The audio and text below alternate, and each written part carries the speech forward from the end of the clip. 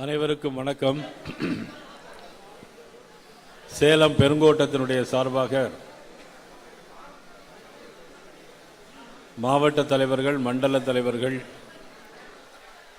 மற்றும் கிளை கழகத்துடைய பொறுப்பாளர்கள்,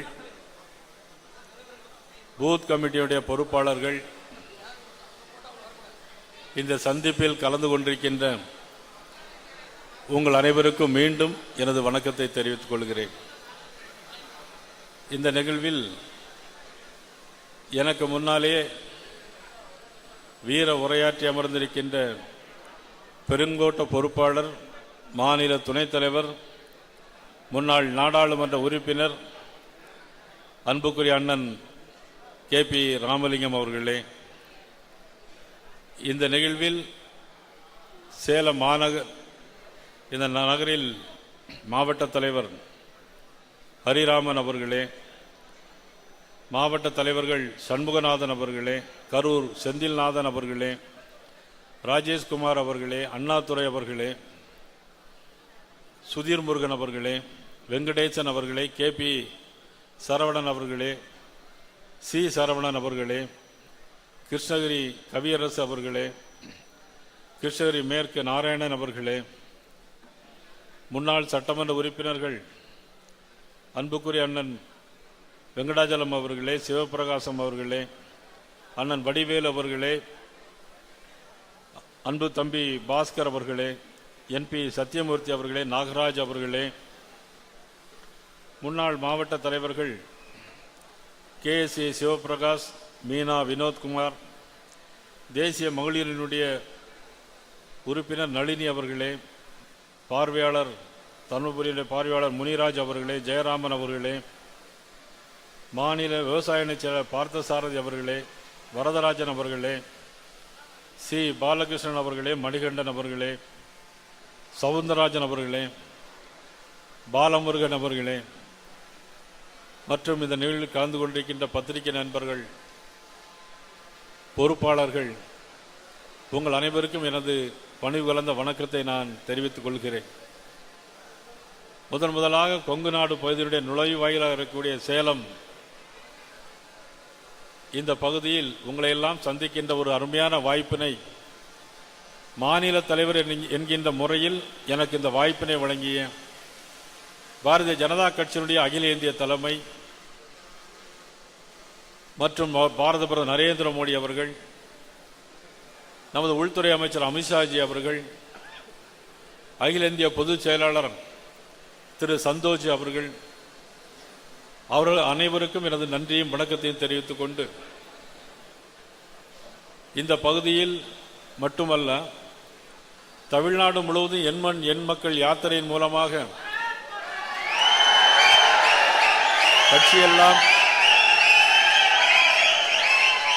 கட்சியை பட்டி தொட்டியெல்லாம் எடுத்துச் செல்கின்ற அன்புக்குற சகோதரர் அண்ணாமலை அவர்களுக்கும் எனது வணக்கத்தை நான் தெரிவித்துள்ளேன்.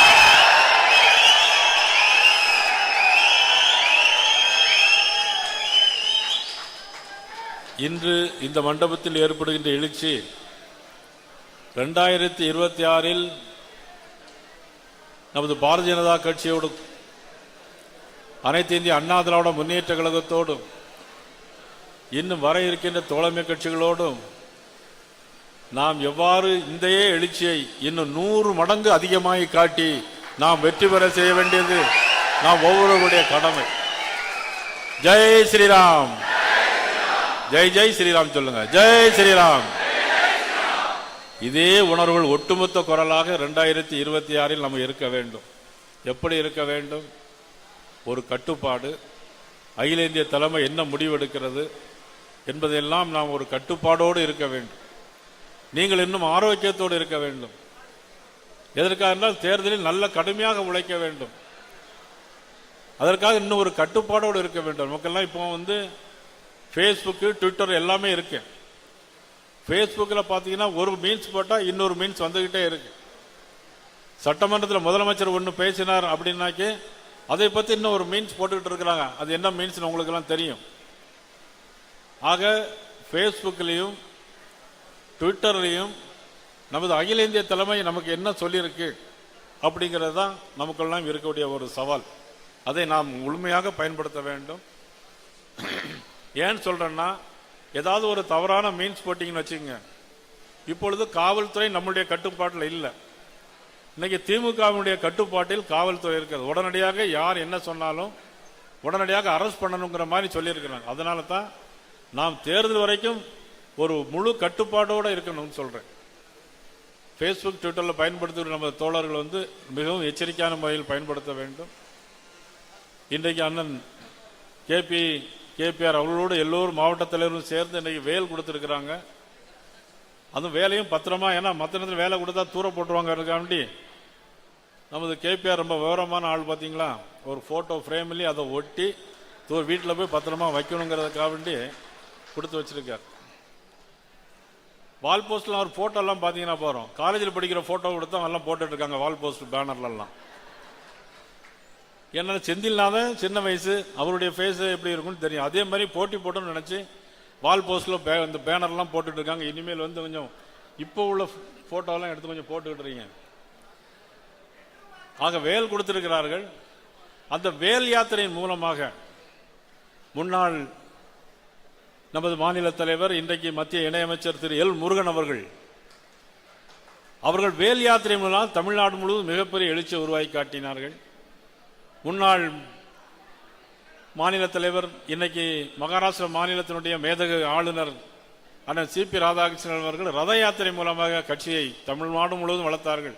கிட்டத்தட்ட 15 வயதுகளுக்கு முன்னால் இப்படி ஒவ்வொருவராக வளர்த்து வந்த இந்த கட்சி இன்றைக்கு தலைமை நம்மையெல்லாம் நம்பி நமது அகில இந்திய தலைமை நமக்கு இந்த பொறுப்பை கொடுத்திருக்கிறது. இந்த பொறுப்பு என்று சொன்னால் தேர்தலிலே எப்படி நடக்க வேண்டும், எப்படி நடந்து கொள்ள வேண்டும் என்பதற்காக நமக்கு இன்றைக்கு பெரிய அறிவுரைகளை தந்திருக்கிறார்கள். அவர்கள் தலைமை சொன்ன வழியிலே நாம் நடக்க வேண்டும் என்பதை நான் இந்த நேரத்தில் கேட்டுக்கொள்கிறேன். ஒவ்வொருவரும் கூட்டணியை பற்றியோ ஏதோ பற்றி விமர்சனம் பண்ணால் அது வேறு விதமாக போய்விடும். ஆகையால் நம்மளது கூட்டணி உறுதியான கூட்டணி, இறுதியான கூட்டணி என்பதை மட்டும் யாரும் நீங்கள் தயவு செய்து மறந்துவிடக்கூடாது. தாமரை தமிழகத்தில் மலர்ந்தே தீரும், இரட்டைலைக்கு மேலே தாமரை மலர்ந்தே தீரும். இந்த கூட்டணி இது வெற்றி கூட்டணி, இது சாதாரண கூட்டணி இல்லை, வெற்றி கூட்டணி.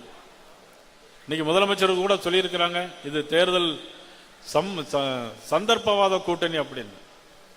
நான் சொல்லுகிறேன், நீங்கள் தான் சந்தர்ப்பவாத கூட்டணியிலே தலைமையேற்றிருக்கிறீர்கள் தவிர எங்களது கூட்டணி தான் நியாயமான கூட்டணி, நேர்மையான கூட்டணி, ஊழலற்ற கூட்டணி என்பதை நான் இந்த கூட்டம் உங்களுக்கு பதில் சொல்ல கடமைப்பட்டிருக்கிறேன்.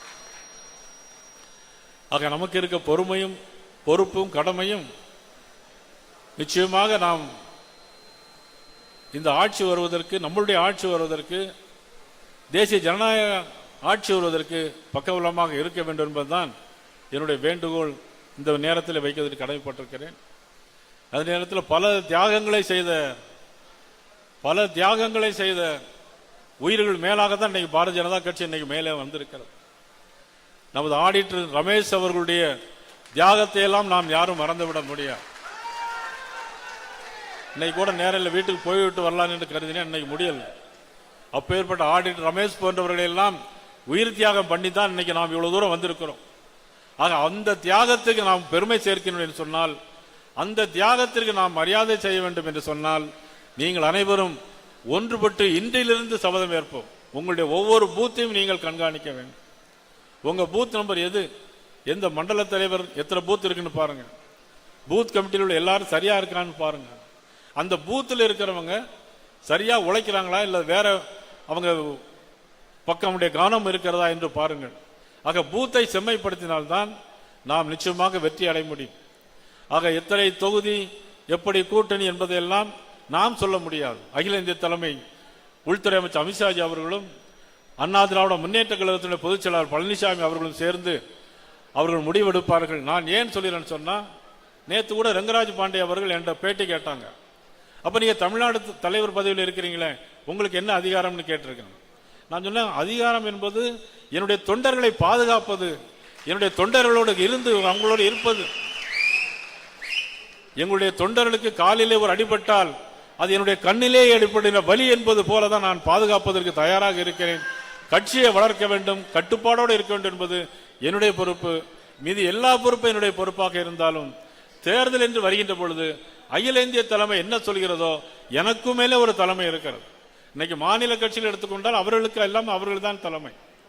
ஆனால் எனக்கு மேலே இருக்கிற தலைமை என்ன முடிவெடுக்கிறதோ அதுதான் பாரதிய ஜனதா கட்சியுடைய கடைசி பூத்தில் இருக்க கிளை கழக தொண்டனுடைய கடமையும் அதுவாக தான் இருக்கும் என்பதை நான் இந்த நேரத்திலே நான் பணிவோடு தெரிவித்துக் கொண்டு ஒன்றுபட்டு அயராது பாடுபட வேண்டும், உழைக்க வேண்டும் என்பதை இந்த நேரத்திலே கேட்டுக்கொண்டு, முதலமைச்சர் அவர்கள் இன்னைக்கு பத்திரிகையை செய்து வந்திருக்கிறது, நாங்கள் என்ன உரிமைக்காக தான் போராடுகிறோம், தமிழ்நாட்டுடைய உரிமை தான் எங்களது முக்கியம் என்று சொல்கிறார்கள். தமிழ்நாட்டில் தமிழக அரசுக்கு அதிக அதிகாரம் வேண்டும், தமிழக மக்களுக்கு அதிக நன்மைகள் வேண்டும், அதற்கு மத்திய அரசு நிதி அதிகமாக தமிழ்நாட்டுக்கு தர வேண்டும் என்பதில் பாரதிய ஜனதா கட்சிக்கு கொஞ்சம் கூட எங்களுக்கு தயக்கம் கிடையாது.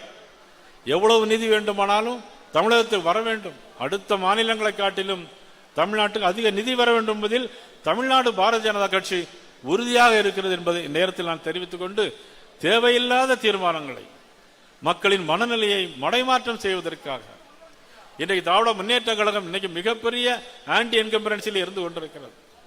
ஆக அதையெல்லாம் மறைப்பதற்காக போகாத ஊருக்கு வழி சொல்வதை போல நீட் தேர்வு யாராலும் கொண்டு வர முடியாது, அவர்களும் வேண்டுமென்றே போய் சொல்கிறார்கள். நீட் தேர்வு வரவே வராது. கட்சி அவர்கள் நினைத்தால்தான் கட்சித்தீவு திரும்ப வர முடியுமே தவிர இவர்களால் ஒன்றும் செய்ய முடியாது. ஆனால் தீர்மானம் அதுக்கு போடுகிறார்கள். மாநில சுயாட்சி வேண்டும் கேட்கிறாங்க.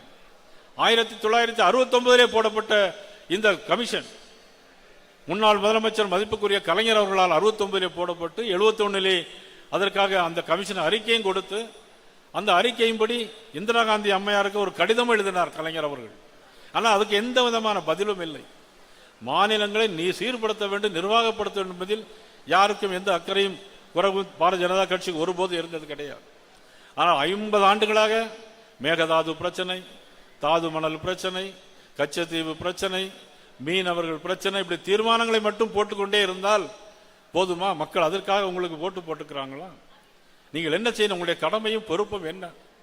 நீங்கள் செய்ய வேண்டியது மத்திய அரசோடு கலந்து பேசி ஒரு நல்ல உறவை ஏற்படுத்த வேண்டும். தவிர நாங்கள் சனாதனத்திற்கு எதிர்ப்போம், பாரதிய ஜனதா கட்சி எதிர்ப்போம், பாரதிய ஜனதா கட்சி தீண்டதகாத கட்சி. அப்ப ஏன் 1999 நீங்க கூட்டணி வச்சிருந்தீங்க? அன்னைக்கு 5 வருஷம் இந்த மந்திரி சபையில இடம் பெற்று இருந்தீங்களே, அப்பெல்லாம் உங்களுக்கு நல்ல கட்சியாக தானே தெரிந்தது.